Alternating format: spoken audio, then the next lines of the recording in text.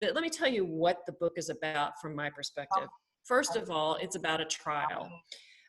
It's about a land deal right there in Pecos, Texas, that spanned over 100 square miles. And it's about a backstory of how I came to be handling this case as said solo practitioner, when they didn't know whether the case was worth very much. And so I took a look at it, and eventually we claimed that it was worth $1 billion and ended up with a $146 million verdict.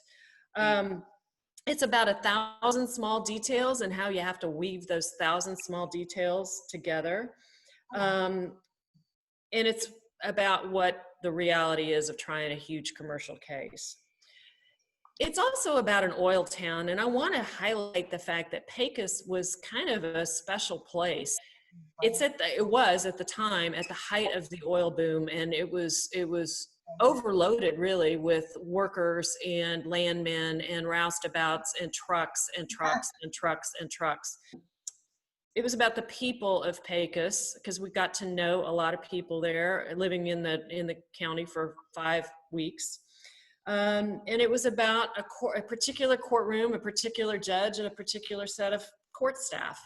And maybe one of the most important things it was about a team. It was about an incredible trial team. It was about a young man who gave his first closing argument. It was about an appellate practitioner who I've known since law school, which is only 10 years ago. I can't even remember, but a long time. And it's about our relationship. It's about the experts like Rodney, who worked around the clock, and Ricardo Garza, a dear friend who was lost to a tragic accident.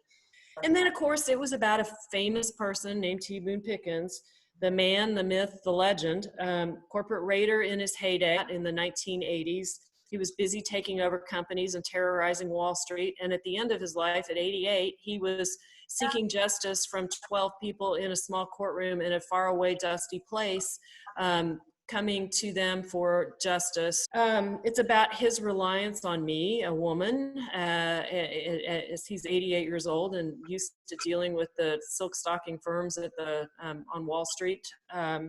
It's about the tale of a Republican who was a part of Swift Boat, and a Democrat who had run as a Democrat and was a full-bore Hillary supporter, and me putting him on the stand the day that she lost.